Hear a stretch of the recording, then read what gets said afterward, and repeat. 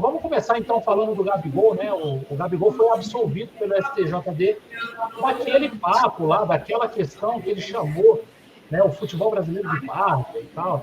Ele foi absolvido sobre essa declaração. Na verdade, ele pegou um jogo, né? E aí esse jogo ele já cumpriu, né? Então por isso ele não vai pegar mais nenhum. Tá dando algum retorno aí, Bigode. Eu não sei se é aí. Vou mutar para ver. É aí. É alguma coisa aí. Não sei se é televisão, alguma coisa. Estava dando um retorno. Então, assim, ele estava podendo ser suspenso, né, por mais um jogo, por causa da declaração, e não vai ser suspenso. Então, ficou elas por elas, né? Ele já tinha sido suspenso pelo jogo pela expulsão, né? Então, ficou só nesse jogo da expulsão. Né? Ele não vai ter que cumprir mais jogos. Mas, né, hoje, na parte da tarde, o Flamengo deu aí, né, o ar da graça no Twitter, né? E ali, por volta das 4h10 da tarde, o Flamengo soltou aí um tweet falando: após sofrer uma entorse no tornozelo direito no jogo de ontem, o atleta Gabriel Barbosa iniciou o tratamento no CT nesta quinta-feira. E aí, informação do Vene, né? O Vene Casagrande dizendo que é muito improvável que o Gabigol jogue o jogo contra o Fluminense, né? Então, assim, acho que provavelmente o Gabigol não jogue o jogo contra o Fluminense. E aí informação do Vene, assim, não está em nenhum portal. Eu procurei no GE, procurei no UOL, não vi uma informação do Vene. Então, assim, mesmo estando liberado para jogar pela punição, né, o STJD não puniu o Gabigol, dificilmente ele vai jogar contra o Fluminense, o Rodrigão. E aí a gente vai de Pedro, né? Não tem outra solução, a gente vai de Pedro. Lembrar que o Pedro ainda não está 100% recuperado, né? Parece que entrou ontem meio que no sacrifício também. Alô? Mete bala. Tá. Agora vai. Cara, ia abrir um precedente muito, muito grande, né? A tal da jurisprudência, se punissem o Gabigol por conta disso. Acho que era algo muito perigoso. A voz da fofoqueira aqui, tá? Falando alto. Entendeu? Por isso que tá saindo a voz, já fechei a janela aí. Mas, enfim, eu um dia ainda vou ter meu próprio estúdio, talvez no Projac.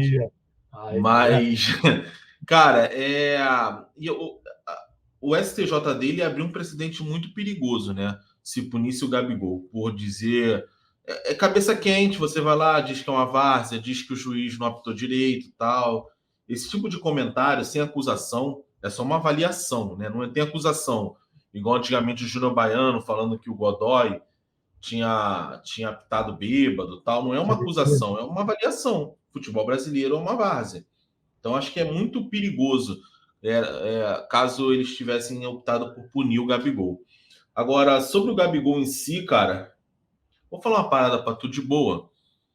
Eu acho que vai fazer bem pro Gabigol. Dar uma paradinha, tá entendendo? A gente pegar um joguinho aí do Pedro contra o Fluminense. O jogo do Gabigol, cara, foi para mim, que eu lembre, tá? Que eu lembre, foi o pior jogo do Gabigol com a camisa do Flamengo. Que eu lembre. Né? Talvez tenha um ou dois piores, mas aí no mínimo no top 3. Eu acho que essa parada do Gabigol, por mais que seja por lesão, né?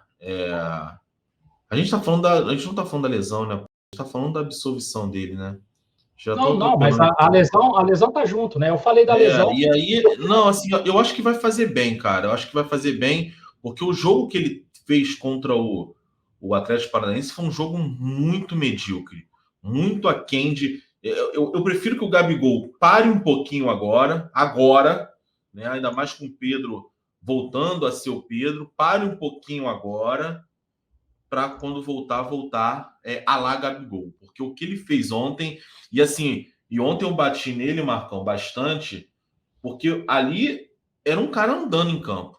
O Flamengo jogou com um jogador a menos. Né? Pois é. E assim, cara, tem hora que o jogador tem que entender qual é a importância daquele jogo, irmão.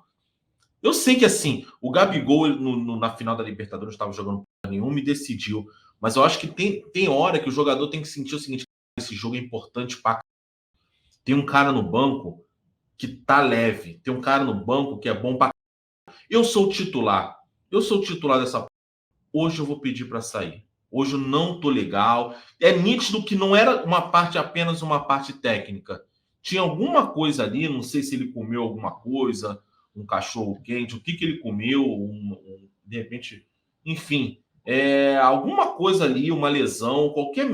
Estava até antes de ele pisar no pé do maluco lá e torcer o tornozelo. Eu acho que jogador de futebol, quando ele entende quais são os objetivos de um clube, que tem respeito pelo grupo, eu acho que chega uma hora que fala assim, putz, mano, substitui aí, que hoje eu não tô me sentindo bem, entendeu? E eu acho que foi isso. Eu acho que, assim, o jogo do Gabigol foi tão surreal que eu acho que ele já tinha um problema antes da torção.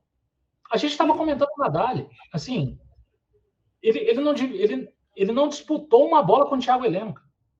Tudo bem, o Thiago Heleno é um armário, cara, tem 2 metros, o cara é muito forte e tal, mas assim, ele não chega a disputar.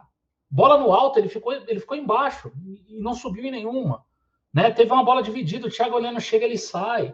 Então, assim, eu acho, e aí é só impressão minha, tá, galera? Assim, não tenho certeza nenhuma disso.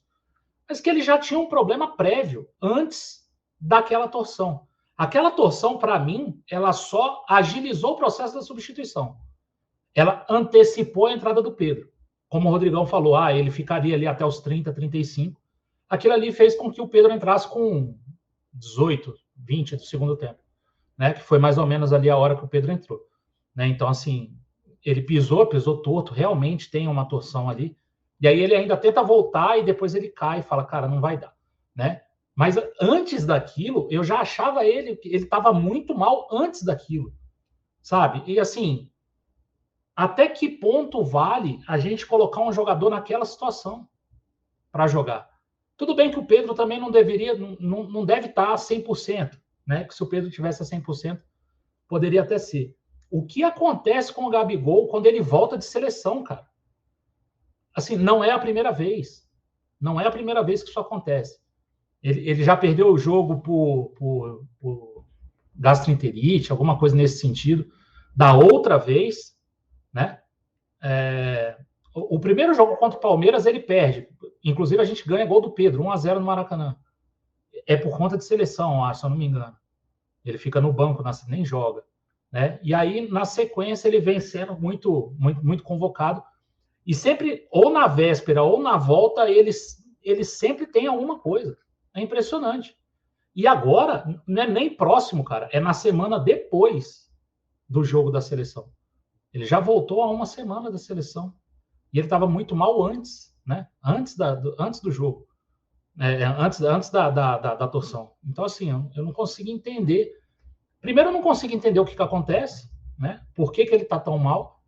E segundo, eu não consigo entender como é que entra dessa forma num jogo.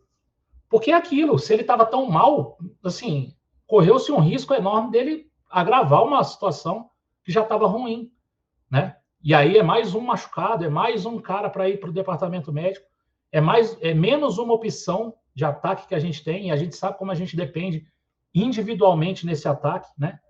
Agora, falar um pouco do Renato. A gente, se não tiver o Arrascaeta nesse meio campo, a gente se torna um deserto de criatividade. Eu venho falando isso desde o jogo contra o Grêmio, que a gente perdeu. O jogo, é o 1-0 do Grêmio, o gol do Borja. A gente não consegue criar. A gente tem o Andreas. O Andreas é um baita jogador, galera. Só que ele não é meia. O Pet já mostrou aqui pra gente. Ele não consegue jogar entre as linhas. E o Pet mostra isso aqui toda quinta-feira.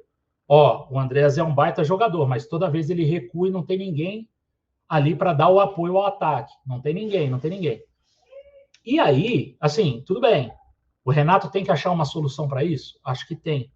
Acho que ele tem que trabalhar. Mas na montagem do elenco, Bigode, a gente não tem um meia. É impressionante. A gente não tem um meia.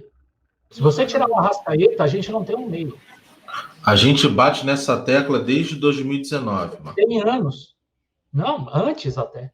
Não, é depois que vem o Arrascaeta, 2019, que a gente ganha o time titular. Depois do Arrascaeta, a gente não tem outro meia.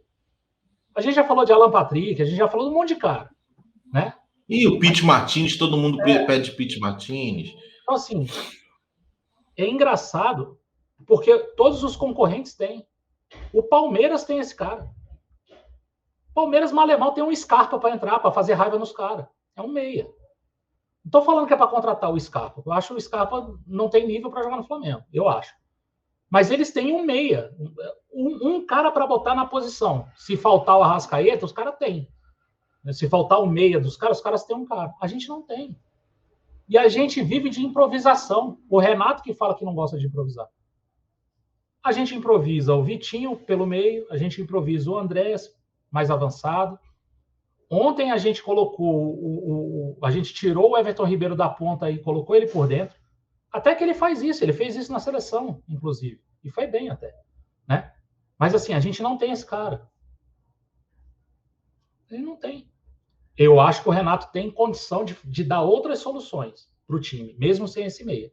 Acho que tem sim. Mas isso se perde um pouco quando a gente vai para uma entrevista coletiva, aí ele fala que a grama sintética atrapalha. A gente joga no Maracanã, ele fala que a grama tá ruim. Então, assim, qual é a boa, parceiro? A sintética é ruim, a natural é ruim. Aí o time faz o jogo que fez ontem, é um jogo bom. E aí, quando a gente goleia, é um jogo bom também. Então, assim, não tem muita diferença, sabe? Aí eu começo a duvidar um pouco da qualidade de análise dele. A CBF divulgou que vai liberar os áudios a partir da rodada 31. Então, os árbitros serão informados agora, né? Amanhã, né? Vai ter a reunião semanal da confederação e eles serão informados, né, que a partir da rodada da 31ª rodada, a CBF irá liberar os áudios do VAR nos jogos do Campeonato Brasileiro. As próximas 2 rodadas, podendo se estender até a 3, já serão utilizadas como teste, né? Então, as próximas 3 rodadas vai ser um teste, e aí, a partir da 31ª, vai estar valendo. Os árbitros, só os árbitros... Não, como é que é? Informação exclusiva de que os árbitros só serão informados oficialmente na sexta-feira, né? Então, só amanhã, na reunião. Então, o pessoal já é um furo de reportagem. Todo mundo já sabe, mas só vai informar. Todo mundo já sabe, mas os caras só não foram avisados da manhã. Aí é brincadeira, né, cara? Quem escreveu a notícia tá de parabéns. Um abraço para a galera da TNT Esportes aí. A CBF vai divulgar. A decisão da CBF em divulgar os áudios torna pública uma prática que já vinha acontecendo internamente. Os dirigentes que reclamavam das decisões do VAR estavam indo, né, até a CBF para ouvir o diálogo da equipe de arbitragem. Então, a partir de agora, a gente vai ter mais um assunto para poder falar, que é, né, a gente vai ouvir aí o VAR e vai poder discutir, né? Vai ser mais um assunto aí para a gente poder debater os áudios do VAR. Eu acho interessante, cara. Quanto mais transparência a gente tem nas decisões, eu queria muito ouvir o áudio do VAR do Vitinho, porque foi uma decisão de 5 segundos, né? Eu queria saber o que foi falado, se é que foi falado alguma coisa, né? E eu queria ouvir de alguém da arbitragem qual é o padrão. Porque o pênalti de ontem é o mesmo pênalti do Vitinho. Então, você não pode marcar um pênalti de ontem e não marcar o do Vitinho, né? O padrão é não ter padrão, Marco. Pois é. Mas posso falar um negócio, Marcão? Eu acho que o mais grave é não ir no VAR ver. É isso. Se ele vai pro VAR e ele analisa... Mas o ponto é... O VAR teve. É isso. O ponto é... Não, então, assim... o ponto é, se todo mundo lá do VAR, se o juiz lá do VAR achar que não foi, ele não... Ninguém fala nada. Eu sei, tudo bem, Pet. Eu vou ser bem ignorante nisso, que eu não lembro como é que é a regra do VAR nesse sentido. Mas, irmão, último lance da partida. Ali era um jogo de 3 pontos de Campeonato Brasileiro. Vamos pensar final de Libertadores da América. Final da Copa do Brasil. Vamos levar para a CBF aqui. Final da Copa do Brasil. 2-1 Atlético Mineiro. Tem um pênalti para o Flamengo. Todo mundo reclama. Você acha que não foi. Mas todo mundo está reclamando. Está um rebu. Meu irmão, você vai colocar em risco o placar do resultado o placar do resultado. O placar do jogo é o resultado do título, porque você não quis olhar o VAR para tirar uma dúvida. Mas então, olha só. Não é uma questão de querer, não é uma questão de querer ou não olhar. É uma questão de o VAR, teoricamente, ele tá ali para, se ele achar que o juiz de campo errou, ele fala, ó, eu acho que você errou, ou eu acho que você não viu tal lance. Vai lá e dá uma olhada. Petrocelli. Agora, se o cara concordar, se o cara que tava lá também não achou pênalti... Se o árbitro tá em dúvida e ele botar aqui no ponto e falar assim, ó, galera, e esse resultado... Isso não pode, isso não pode. O árbitro não pode. Não, o árbitro tem a possibilidade de falar assim, cara, eu vou no VAR. Falando. Mas não, aí é uma decisão do juiz. Não é isso. Mas assim, Marcão, eu tô vendo o lance. Na minha visão, rapidamente, não foi pênalti. Tá todo mundo reclamando. 49 minutos. Mas todo mundo reclamando é normal. O galera do VAR, eu gostaria de ver. Porque aqui mas eu acho que isso não pode. Isso não existe. O juiz de campo não pode pedir para ir ver. O que eles têm feito sempre é eles não marcam na expectativa do VAR chamar ele. Mas se o VAR não chamar, ele não pode pedir para ir ver. Ô, galera do VAR, o Voaden, eu tô em dúvida. Eu acho que isso não acontece. Isso não mas aí é irmão. Eu não sei da regra. Eu tô sendo bem sincero, O juiz de campo não pode pedir para ver. Quem manda ele ver é o cara do VAR. O juiz não pede nenhum. Beleza. Então, onde eu sei, pelo menos. Então peço desculpa. Na verdade, tem que ser a galera do VAR que tem que botar o árbitro para ver, então. Tem que ver. Mas aí é pior ainda, cara, porque os caras estão com a imagem, cara. Cara, o lance do Vitinho foi mais pênalti do que o do Rodrigo Caio, na minha opinião. Eu peguei a informação aqui, é do placar. O juiz em campo pode acionar o VAR? Resposta: em tese, sim. Mas até agora foi o árbitro de vídeo quem abordou o juiz de campo, não o contrário. Essa não é uma abordagem assintosa, com uma bronca, né? Em tom de sugestão. Então, assim, eu particularmente, eu não sei, vocês estão me falando. Mas. Eu não estou falando pelo meu conhecimento da regra, eu estou falando pelo que eu tenho visto nos jogos. Eu nunca vi um juiz de campo. Isso que eu tô falando. Eu nunca vi um juiz de campo pedir para ir no VAR. O juiz de campo pode sim solicitar o VAR. Que não é normal. Aí falo de um amigo falando algo nesse sentido. Não é normal. Aqui tá falando assim, ó. Mas até agora foi o árbitro de vídeo quem abordou o juiz de campo, não o contrário. Essa não é uma abordagem assintosa. Não é uma abordagem normal. Então, aqui tá. E no Globo também tá. No Jornal Globo também tá isso. Essa resposta. Só não consegui abrir porque eu não sou assinante. Mas eu vi na manchete.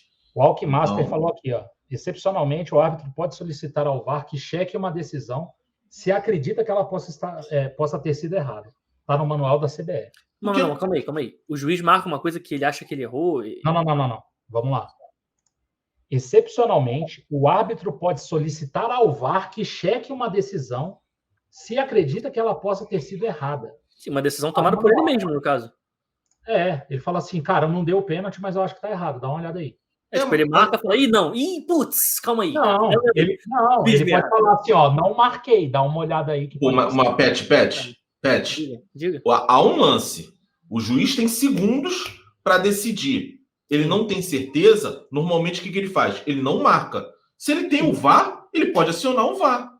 Não, eu não tô falando que eu acho que isso não tem que acontecer, não. Eu acho que pode ser. Só nunca vi isso acontecer. É melhor ele marcar, olhar e não dar, e dar bola ao chão, do que, sei lá, velho. Ele não, sei lá. Depende, cara, depende. Depois só um contra-ataque lá. Exatamente. Se ele marca e tá saindo um contra-ataque pro time adversário, vai dar ruim.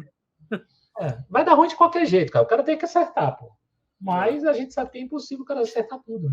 Não vai acertar tudo. Os aspectos que eu trouxe aqui, imagem pra gente trocar uma ideia, é um pouco mais das dinâmicas ofensivas do Flamengo, quando o Flamengo tá lá na frente, porque tem ficado muito em evidência essa discussão de que o time é mal treinado, de que o Renato não consegue trabalhar, não consegue criar dinâmicas para o time jogar lá na frente, parará e tudo mais.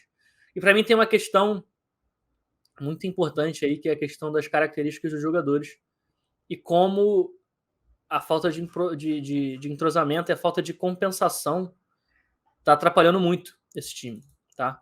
Eu vou trazer aqui, eu vou compartilhar a minha tela, E qual que é uma das questões para mim? É que com a escalação que jogou contra Cuiabá e contra Atlético Paranaense, ou seja, do meio para frente ali, Everton Ribeiro, Andreas, Michael e Gabigol, nenhum jogador do Flamengo está dando opção de profundidade em vários lances de ataque a favor do Flamengo. Esse lance aqui é o lance que o Michael dribla 3 jogadores. Esse lance fica muito na cabeça da galera porque o Michael dribla 3 jogadores aqui do lado direito. Então aqui, o Michael tá com a bola no pé, num raro momento em que ele caiu pelo lado direito, e a linha de 5 do Atlético Paranaense está toda montadinha aqui, e repara como não tem ninguém, absolutamente ninguém do Flamengo, dando opção de profundidade, atacando essa linha aqui, incomodando, dando uma opção de sair na cara do gol. O Gabigol gosta muito de fazer isso. Só que se ele circula por trás, alguém tem que compensar. Alguém tem que fazer isso por ele. E não foi isso que aconteceu nessa jogada. Então o Michael vai para cima do Abner, dribla o Abner. Esse aqui é o primeiro drible do Michael. Cadê o jogador do Flamengo? Dando opção de profundidade, atacando a área. Não tem. Ele tem o Isla atrás e o Andrés aqui também um pouco mais atrás. Ele vai para cima do segundo. Ele dribla o segundo jogador. Ó, ele dribla em direção à linha de fundo. Esse aqui já é o zagueiro. Cadê a área do Flamengo? Não tem ninguém. Aqui é quando ele passa no terceiro. E aí é quando aparece aqui o Andreas começando a pisar na área e o Gabigol vindo lá de trás para tentar entrar na área. Mas são 2 jogadores do Flamengo chegando meio que atrasados, atacando a área atrasados, contra 1, 2, 3, 4, 5, 6 jogadores do Atlético Paranaense. A probabilidade de sair uma jogada daqui é minúscula. Porque não tem. O Flamengo está numa inferioridade aqui muito grande. Tem outros lances aqui. Esse aqui é um lance de contra-ataque. O Flamengo recupera a bola, já está 1-0. O Flamengo recupera a bola e o Everton Ribeiro aciona o Gabigol, que está, nesse momento, atacando a profundidade, atacando as costas dos zagueiros. E é isso que a gente está querendo. Show, beleza. Só que a bola vai no pé dele, o Thiago Heleno vai vir aqui fazer a cobertura. Vai fechar a progressão do Gabigol e não vai deixar o Gabigol seguir reto em direção ao gol. Só que, como esse zagueiro aqui, que é o Hernandes, já tinha sido batido pelo passe do Everton Ribeiro, e o Thiago Heleno está saindo em cima do Gabigol, o Atlético Paranaense jogou com 3 zagueiros, vai deixar um espaço grande aqui, cara. Porque o Gabigol atraiu 2 jogadores. O primeiro foi batido no passe e o Thiago Heleno foi atraído. Então gera esse buraco entre o Thiago Heleno e o Pedro Henrique.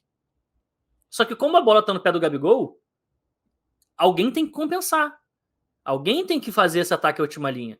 No time titular, quando os jogadores estão... Tá todo mundo jogando, o Arrascaeta compensa muito o Gabigol quando o Gabigol sai para buscar a bola um pouco mais atrás. O Bruno Henrique compensa.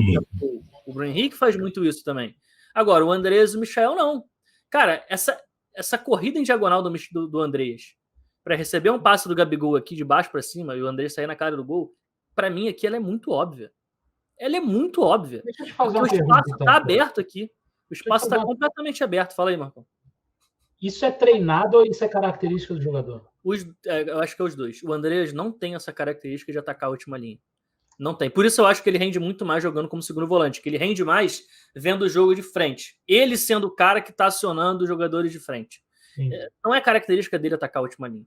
É uma crítica que eu estou fazendo em relação a ele, mas muito por conta da posição que ele está jogando.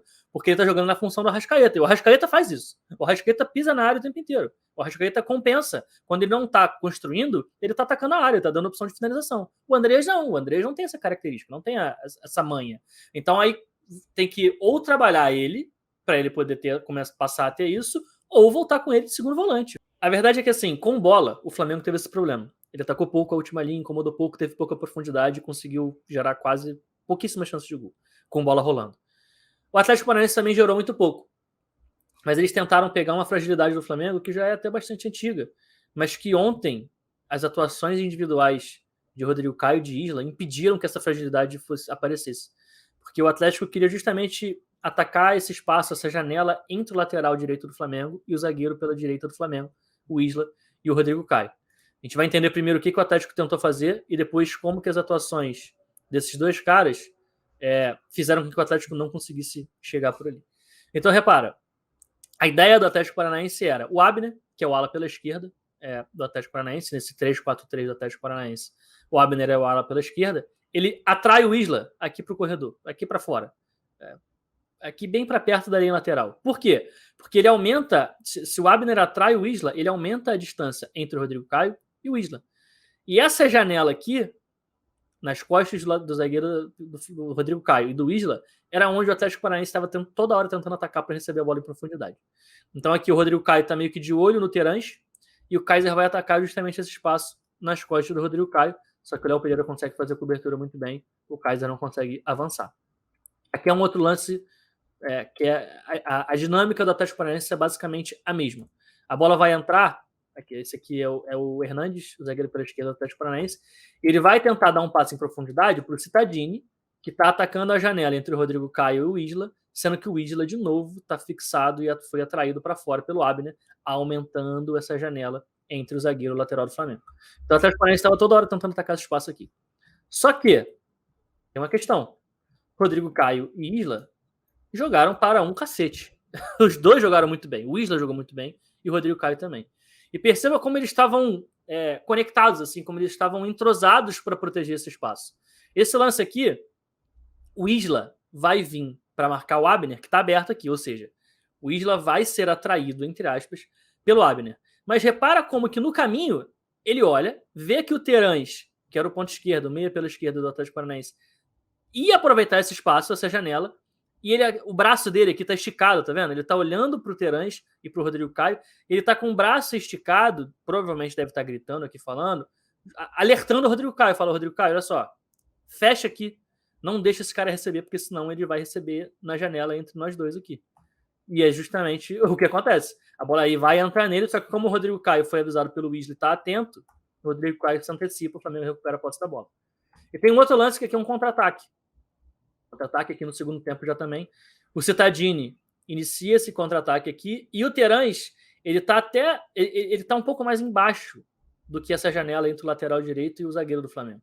Ele poderia muito bem atacar o espaço entre os dois zagueiros. Só que não, ele quer atacar a janela entre lateral e zagueiro. Ele vai fazer essa corrida em diagonal para cima, para buscar esse espaço aqui atrás do Rodrigo Caio. Só que, cara, você tá vendo o Isla na tela aqui? Não, né? Porque ele não tá na tela. Na hora que a bola entra, que o passe vem no Terãs, o Isla aparece na tela e ele consegue recuperar esse espaço aqui e chegar na frente do Terãs. Se o Isla não consegue recuperar daqui para cá, o Terãs vai sair na cara do gol. Mas o Isla conseguiu recuperar, chegou na frente e não deixou o Atlético gerar essa chance de gol aqui. Então, assim, tanto o lateral do Flamengo quanto o Rodrigo Caio, nesse aspecto, eles se entenderam muito bem. Eles conseguiram se conectar muito bem, estavam muito entrosados e não permitiram. Por mais que ficou claro para mim que o padrão do Atlético Paranaense era tentar atacar por ali, eles não conseguiram ser efetivos, porque defensivamente o Flamengo mandou muito bem, fechando esses espaços. O Bruno Carvalho perguntou por que o time não chuta de fora. Porque tá difícil entrar. Essa questão dá para responder esse negócio, porque ontem a gente tinha o Andrés, o Kennedy disse que chuta também, entrou, mas não chutou. Essa questão de chutar de fora da área, para mim, tem algumas questões. Eu, particularmente, pessoalmente, não gosto muito. Porque a chance de você fazer um gol de fora da área é menor do que se você tentar dar mais um passe e encontrar alguém dentro da área e aí só depois finalizar de dentro da área. E estatisticamente, tá? Não é um gosto pessoal. É estatisticamente. Mas tem hora que não dá, né, filho? Então, vamos lá. Esse é o primeiro ponto. O segundo ponto é chutar de fora da área por chutar. Para mim, a chance de a bola ser cortada por um zagueiro, alguém se colocar na sua frente é muito grande. Eu acho que mesmo para chutar de fora da área, você precisa ter algum tipo de trabalho. Gerar a oportunidade para o cara chutar de fora da área. Quem se lembra das jogadas ensaiadas do Flamengo para o Renato Abreu, por exemplo, chutar de fora da área? Tinham várias. A bola falta lateral. Ao invés de cruzar na área, o Flamengo fazia uma tabelinha do Renato Abreu tocando para receber na frente e finalizar de fora da área.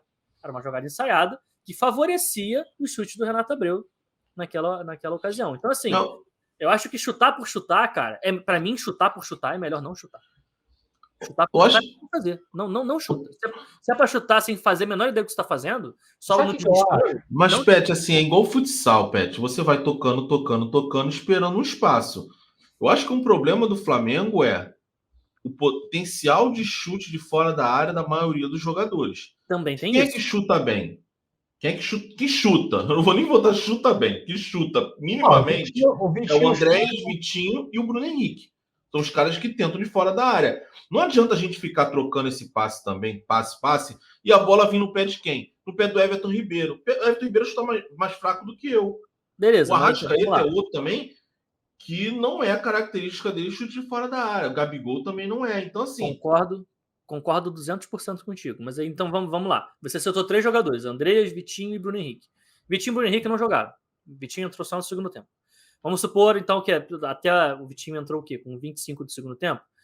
Durante 60 e poucos minutos, só tinha o Andreas para estar de fora da área. Eu tenho certeza que se eu pegar e ver todos os momentos em que o Andreas tocou na bola, provavelmente ele não teve nenhuma janela para estar de fora da área. Então, se o melhor jogador do time, que poderia estar de fora da área, não teve nenhum espaço para estar de fora da área, por que eu vou chutar de fora da área? Esse é o meu ponto, entendeu?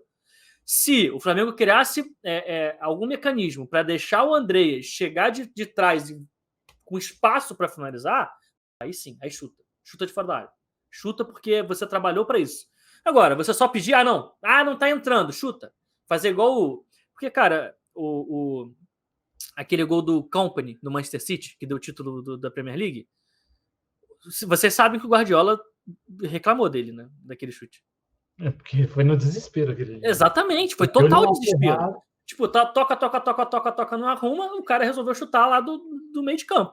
Lembrou do Rodolfo. Rodolfo fez um gol aqui pelo Flamengo assim. É verdade. O gol do Amaral. Você lembra do gol do Amaral na Copa do Brasil? Sim. Ele vai chutar aquilo ali. Foi mais longe, cara. Ele vai chutar aquilo ali, foi quase no meio de campo, cara. Ele vai chutar aquilo ali mais 50 vezes e vai acertar, sabe quantas? Nenhuma. É uma questão, de novo, de estatística. Isso aqui é um exemplo do porquê que eu bato muito nessa tecla. Eu jogo pelado todo sábado. Agora já voltou a pelado, eu tô podendo voltar a jogar. E eu não tenho força nenhuma na perna para chutar de longe. Então, eu quase nunca chuto de fora da área. Às vezes abre o clarão, chuta, posso falar o que eu acho que é? Chutar, porque se eu chutar, a falta de pelo, mano. E aí perde um pouco de aderência. É falta de quê? Eu não entendi. Com ar, você não consegue muita força, mas continua. É falta de quê? Eu não te ouvi. De pelo. Tá ligado?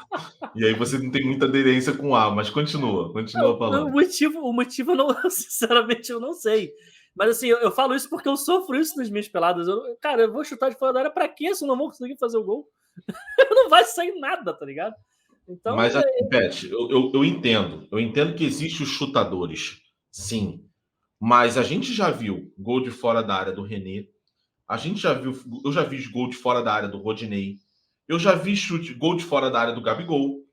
Eu já vi o chute do Gabigol, se não foi fora da área, foi da entradinha da área que sobrou pro Thiago Maia, né? Eu já vi gol de fora da área acho que do próprio Everton Ribeiro eu também já vi. Chega uma hora, irmão, que o cara tem que clareou para aquele. Então, igual clareou pro Company. Clareou pro Company. Meu irmão, chega uma hora que você vai ter que tomar uma decisão, porque se você não chutar, você não vai fazer gol. Mas então, vamos lá. A jogada do que o Gabigol chuta de fora da área, ela foi preparada para o Gabigol chutar sem ter tanta pressão na frente dele. O cara fez a parede para ele. Exato, exatamente. Então, assim, ele tinha espaço para chutar. O que eu tô falando é, não tem que chutar. Mas o cara tem 2 zagueiros na minha frente me bloqueando, eu vou chutar? Eu acho que quem chuta... Não tô nem falando disso, Pet. Não tô nem falando de bloqueio. Eu tô falando de abrir o espaço, você, com a tua perna careca. Você recebeu final faltando 1 minuto para você sair, tá 1-0 o outro time. Abrir um clarão para você, é você que tem que chutar, filho. Se você provavelmente não chutar, eu vou perder o gol, mas eu vou chutar. Se você não chutar, receber e recuar de novo, o relógio vai bater e você vai perder. É isso que eu tô falando. No caso, eu tentaria driblar alguém para entrar um pouquinho mais. Caramba, então você é driblador, você é o Denilson. Caramba. Não, eu falei que eu ia tentar. Eu não falei que eu ia conseguir. São coisas diferentes. Pet, você tem alguma coisa para falar do Léo Pereira no segundo tempo? Sim, do gol do Atlético Paranaense. Do gol do Atlético Paranaense, tem. Porque acabou o primeiro tempo, eu falei assim, cara, ele fez uma boa partida. O primeiro tempo dele eu achei bom até. Falei, cara, fez até uma boa partida. Não... Eu acho que ele deu mole no gol, no primeiro gol do Atlético. Eu achei nos dois. No primeiro? No Cara, primeiro e no segundo. outra No primeiro e coisa. no segundo. Só- É porque só o primeiro pra- gol foi no primeiro tempo, é isso que eu tô falando. Aqui, ó, Não, os Ó, dois foram o no Bruno- segundo. o Os Bruno, dois gols do os Atlético dois gols foram no segundo. segundo Foi no tempo. comecinho do segundo. Foi verdade, no comecinho. Por Tá isso que eu certo, falei, tá o certo. primeiro Verdade, tempo verdade. foi Verdade. bom. Então, a questão é, como o jogo com bola rolando não rolou muita coisa, as defesas se sobressaíram aos ataques, 3 dos 4 gols que aconteceram na partida foram de bola parada, né? Os 2 gols do Flamengo, um de pênalti do Pedro, sendo que o próprio pênalti foi gerado a partir de uma bola parada, cruzada na área. O gol do Thiago Maia, que nasceu de um escanteio, e o gol do Atlético Paranaense, que foi esse escanteio aqui. Esse aqui é o gol de empate, em que é uma cobrança rápida, né? O Terãs, que é o cara que vai fazer a cobrança, nesse momento aqui, o Thiago Heleno e o Pedro Henrique, eles estão chegando. Então, eles são os zagueiros, estavam lá atrás, eles estão chegando na área. E a gente tem que lembrar que... Ô, Pet, eu posso te fazer uma pergunta aí? Sim. Não tem que ter alguém na frente para barrar essa corrida dos caras, não? Não, então. A grande questão é, o Flamengo marca individual. Porque é o seguinte, cara. O Thiago Heleno tem 2 metros, o PH é maior do que o Thiago Heleno, cara. Não, então, mas a questão aqui, Marcão, é que esses caras acabaram de chegar. Então, pelo que eu entendi da marcação do Flamengo, o Rodrigo Caio marca individual o Thiago Heleno e o Léo Pereira marca individual o Pedro Henrique. Tá? Então tá o amarelinho com amarelinho e o branco com branco. Só que eles não chegaram aqui para encostar nos caras porque os caras tinham acabado de chegar aqui. Não é uma cobrança que está aqui esperando já eles e tal. Eles não estavam parados na linha da grande área, então. Não, eles estão vindo desde lá de trás da zaga e vindo para entrar na área, entendeu? Então, assim, teoricamente, se fosse um escanteio normal, entre aspas, eles iam entrar aqui, o Rodrigo Caio e o Léo Pereira iam encaixar neles, e aí sim o escanteio ia ser cobrado. Só que não. O que o Atlético Paranaense fez foi justamente não deixar com que esses encaixes acontecessem antes da bola sair. Então eles já chegam correndo aqui, igual 2 doidos, para poder já chegar sem a marcação do Rodrigo Caio e do Léo Pereira. Só que o que acontece? O Rodrigo Caio, ele reage mais rápido. Ele percebe essa movimentação do Thiago Heleno, ele tem essa reação. Repara como... Olha como é que está a orientação corporal do Rodrigo Caio, que já está reagindo, e olha do Léo Pereira, que está em pé, os dois pés no chão, com o corpo ereto ainda, o corpo reto. O Rodrigo Caio não, já está com o joelho flexionado, já está começando a reagir. E por que o Rodrigo Caio começa a reagir antes? Ele chega junto do Thiago Heleno. Tanto que ele toma o tronco do Thiago Heleno, que muita gente acha que foi falta. Eu não acho. Mas ele tá junto do Thiago Heleno aqui. Se a bola vem aqui, essa bola ia ser disputada. O Rodrigo Caio ia tentar disputar com o Thiago Heleno. O Thiago Heleno não ia subir sozinho. Só que o Léo Pereira não. O Léo Pereira ele demorou a reagir. E nessa altura aqui, o Pedro Henrique, ele passou na frente do Felipe Luiz, que tá marcando o Eric. Esse cara aqui que tá na frente do Felipe Luiz é o Eric, não é o Pedro Henrique. O Pedro Henrique tá escondido aqui na frente do Felipe Luiz. E o Léo Pereira tá passando por trás. Então o Léo Pereira não conseguiu contato com o Pedro Henrique aqui na jogada ainda. O Léo Pereira só vai conseguir contato com o Pedro Henrique quando o Pedro Henrique já tá no 13º andar e o Léo Pereira ainda tá tentando começar a saltar aqui com o pé esquerdo no chão. E aí, assim, o Pedro Henrique, obviamente, sem nenhum contato, sem ninguém chegando perto dele, ele sobe absolutamente sozinho. O Léo Pereira sobe aqui só para tentar atrapalhar. Ele não consegue. Então, assim, a demora na reação do Léo Pereira é o que fez o Pedro Henrique, ele não conseguir marcar o Pedro Henrique nessa jogada. E como a marcação do Pedro Henrique era dele, para mim, assim, é bem claro que a falha aqui foi maior do Léo Pereira do que qualquer outra coisa. Porque o outro zagueiro, Rodrigo Caio, chegou junto. Aqui tá tudo igual. Aqui tá os dois sem marcar ninguém e os dois zagueiros dos caras chegando. Mas o Rodrigo Caio reage mais rápido e, portanto, consegue encontrar o Thiago Heleno. O Léo Pereira não reage tão rápido assim. O Pedro Henrique consegue subir sozinho.